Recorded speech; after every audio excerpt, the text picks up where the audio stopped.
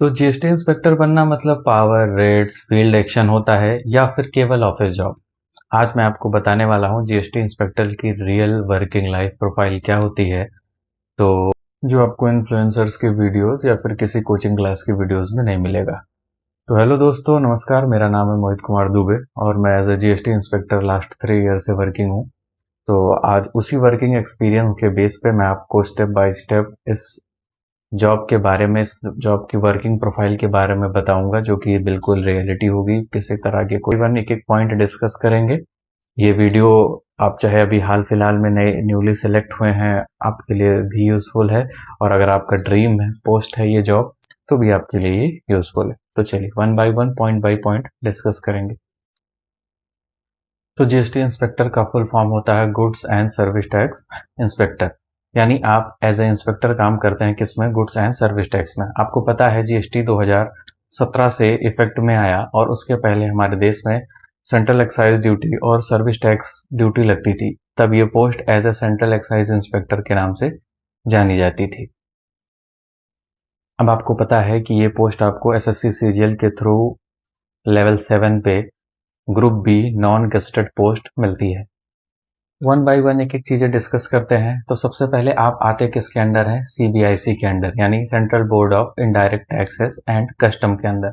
उसके बाद जो आपकी फॉर्मेशन हुई वो डिपार्टमेंट ऑफ रेवेन्यू के अंदर, यानी आप एज ए बोर्ड के अंदर जो डिपार्टमेंट ऑफ रेवेन्यू होता है उसके अंदर काम करते हैं। इनडायरेक्ट टैक्स को कलेक्ट करना आपकी जिम्मेदारी है, गवर्नमेंट टैक्स को सेव करना और उसकी जांच करना।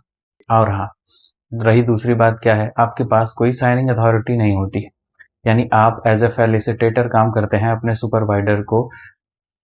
सुपरवाइजर को गाइड करने का काम करते हैं। गाइड करने का, या कह लीजिए एज ए सपोर्टिंग हैंड काम करते हैं। आपके पास कोई साइनिंग अथॉरिटी नहीं होती है। अगली बात आती है पोस्टिंग्स एंड डिपार्टमेंट्स की, यानी आपकी पोस्टिंग किस तरह की होती है, कहाँ कहाँ पे होती है, और उसमें किस तरह के आपको काम मिलते हैं।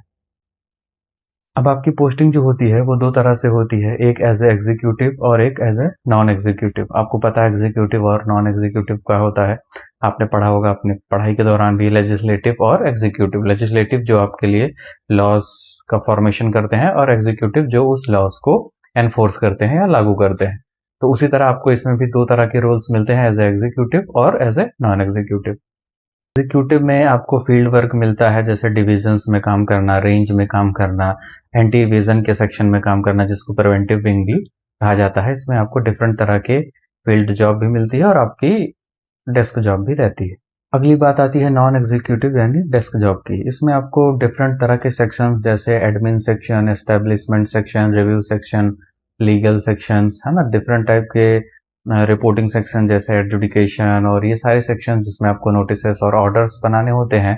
यानी आपको मेनली डेस्क जॉब, यानी आपको कंप्यूटर पे ये सारे काम करने हैं, जिसमें आपको डिफरेंट टाइप के लेटर्स, नोटिसेस और ये सारी चीजें ड्राफ्ट करनी होती है। अगली बात आती है पावर्स या duties of A GST inspector. Powers नहीं कहते हैं, क्योंकि आज के समय में आपको पता है कि गवर्नमेंट जो है वो टैक्स पेयर को फेलिसिटेट करती है डिफरेंट टाइप से, तो पावर्स नहीं कहते हैं, ड्यूटी कहना ज़्यादा बेटर होगा। So great powers comes with the great responsibility. तो एज ए जीएसटी इंस्पेक्टर आपके पास ठीक ठाक पावर्स होती हैं, बट अंडर जीएसटी लॉ, ये ध्यान में रखिएगा। अब आप इसके अंदर कर क्या सकते हैं? आप बिजनेस प्रमाइसेस को इंस्पेक्ट कर सकते हैं, यानी वेरीफाई कर सकते हैं, रेड्स कर सकते हैं, सर्च कर सकते हैं। उस रेड और सर्च के दौरान आप डॉक्यूमेंट्स या अदर अवेलेबल थिंग्स को सीज कर सकते हैं, जिसमें आपको लगता है कि ये लायबल टू सीज है। टैक्स इवेजन जब आप डिटेक्ट करते हैं किसी तरह से, तो आप उसके लिए नोटिसेस इश्यूज कर सकते हैं, ऑर्डर्स पास कर सकते हैं। किसी इन्वेस्टिगेशन का पार्ट है तो आप उसमें समन्स इश्यूज कर सकते हैं, पर्सन को रिकॉर्ड कर सकते हैं स्टेटमेंट देने के लिए। ये सारी चीजें आपके उसके अंदर, आपके अंदर ड्यूटीज या आपकी पावर्स हैं।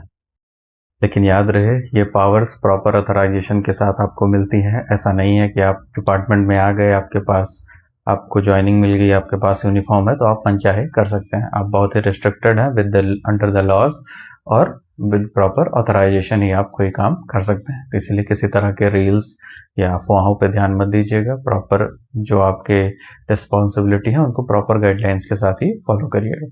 अब बात आती है आपकी मेन रिस्पॉन्सिबिलिटीज क्या होती है। तो आपकी रिस्पॉन्सिबिलिटीज जो होती है वो टैक्स इवेजन डिटेक्ट करना, रिटर्न्स प्रॉपर फिल हो रहे हैं या नहीं टैक्स पेयर, उसको चेक करना, इंस्पेक्शंस कंडक्ट करना, बिजनेसेस को वेरीफाई करना। और एक बार आपको एज ए कस्टम ऑफिसर या एज ए प्रिवेंटिव ऑफिसर्स भी कई सारे जोन्स में काम करना पड़ता है, या फिर आपको काम करने को मिलता है, एक डिफरेंट एक्सपोजर मिलता है। तो कौन कौन से हैं वो जोन आपको इसमें सामने पीडीएफ में दिख रहा होगा। मुंबई, चेन्नई, कोलकाता, गोवा और इटीसी एक्सेट्रा, ये सारे जोन्स जो हैं यहाँ पे एज ए प्रिवेंटिव ऑफिसर की अलग पोस्टिंग होती है। बट इसके अलावा जितने भी ऐसे जीएसटी के जोन्स हैं वहाँ पे आपको एज ए प्रिवेंटिव ऑफिसर और एज ए कस्टम ऑफिसर दोनों का वर्क एक्सपोजर मिलता है, यानी आपको दोनों सेक्शंस में काम करने को मिलता है। दूसरी, आपकी रिस्पॉन्सिबिलिटीज फिक्स नहीं है। Any other work assigned by your office और your superior officer you have to do that, यानी आपको कोई भी काम एक्स्ट्रा रिस्पॉन्सिबिलिटी दी जाती है तो आपको वो करना है। अगली बात आती है सैलरी एंड पर्क्स की। तो सैलरी आपको पता है लेवल 7 पे आपको जो आपका ग्रेड पे होता है यानी बेसिक पे वो होता है 44,900 यानी 44,900, ये आपका बेसिक पे होता है। अब आपका इसमें टीए, डीए, एचआरए यानी home and rent house allowances, उसके अदर जो भी अलाउंसेस हैं आपको यूनिफॉर्म अलाउंसेस साल में एक बार मिलती हैं, वो सारी जुड़ के आपको इन हैंड सैलरी मिलती है। अब आपकी इन हैंड सैलरी 65 to 75 के बीच में आती है। वो डिपेंड करता है सिटी के ऊपर, यानी अगर आपकी एक्स सिटी है तो वहाँ पे आपकी सैलरी हाईएस्ट होगी, वाई सिटी है तो उससे कम, और जेड सिटी है तो उससे कम, यानी आपकी सैलरी सिटी के ऊपर डिपेंड करती है, कहीं कम कहीं पे ज़्यादा। रेगुलर लीव्स आपको मिलती है, ईएल यानी अर्नड लीव, यानी साल में आपको 30 मिलती है जो हर साल आपकी जुड़ती रहती है अगर आपने लास्ट ईयर यूज़ नहीं की है तो। और हर साल आपको कैजुअल लीव 8 मिलती है सीएल, जो कि अगर आप साल में यूज़ नहीं करते हैं तो वो लैप्स हो जाती है, वो अगले साल ऐड ऑन नहीं होती। साथ में आपका हाफ पे लीव 20 मिलती है आपको, 40 साल में 20 मिलती है। तो ये आपके डिफरेंट टाइप की लीव्स हैं जो आपको मिलती हैं, मेन आपकी ईएल और सीएल। डिफरेंट टाइप की फैसिलिटीज़ जाहिर सी बात है इसमें आपको मिलेंगी, जैसे गवर्नमेंट व्हीकल्स का यूज़, हाँ बट वो केवल आपको प्रॉपर ऑफिशियल यूज़ का मिलेगा। पर्सनल यूज़ के लिए आपको किसी भी तरह का कोई यूज़ करने के लिए किसी व्हीकल का यूज़ नहीं मिलता है। अगली बात आती है प्रमोशन पाथ की, यानी आप जब as a GST inspector join करते हैं तो आपका प्रमोशन सीक्वेंस क्या होता है। तो जीएसटी इंस्पेक्टर के बाद आपका जो पहला प्रमोशन होता है वो एज ए सुपरिटेंडेंट होता है, और नेक्स्ट प्रमोशन जो होता है वो आईआरएस का होता है, असिस्टेंट कमिश्नर या डेप्यूटी कमिश्नर में। बट प्रमोशन में अगर आप जा रहे हैं तो आपका असिस्टेंट कमिश्नर के रूप में प्रमोशन होता है।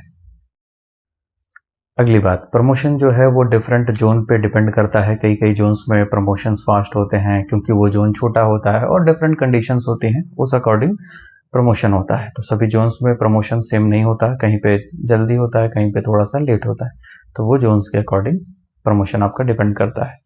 There are some ground realities I have to talk about. थोड़ी सी ग्राउंड रियलिटी के बारे में भी बात करते हैं, जैसे कि काम किस तरह का होता है, वर्क प्रेशर क्या होता है, ये सारी चीज़ें।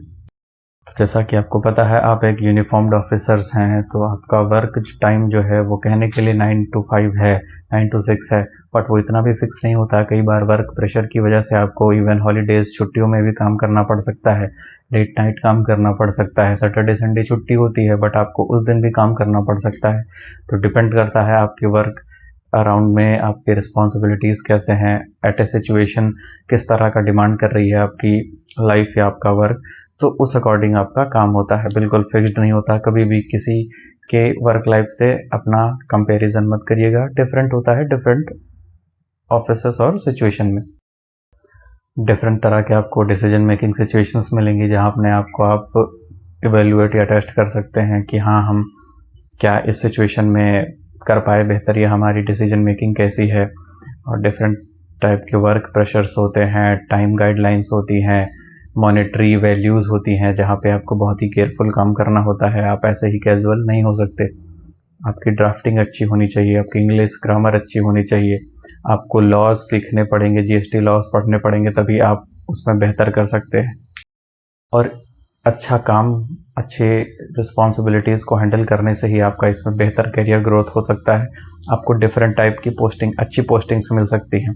आपको पता है इस डिपार्टमेंट में आने के बाद आप डिफरेंट अलग अलग डिपार्टमेंट्स में डेप्यूटेशन पे जा सकते हैं, यानी 5 साल 3 साल के लिए आप किसी अदर डिपार्टमेंट में भी जा सकते हैं, जो हो सकता है आपका ड्रीम पोस्ट रही हो।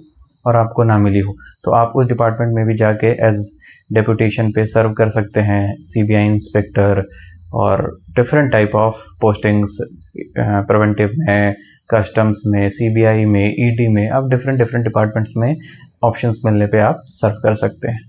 तो वो आपका करियर ग्रोथ भी अच्छा होता है, आपको डिफरेंट एक्सपोजर्स मिलते हैं, बट वो आपके नॉलेज और आपके वर्क पे डिपेंड करता है कि आप कितने अच्छा काम कर रहे हैं, डिपार्टमेंट में आपकी पहचान क्या है। लास्ट कंक्लूजन में आते हैं।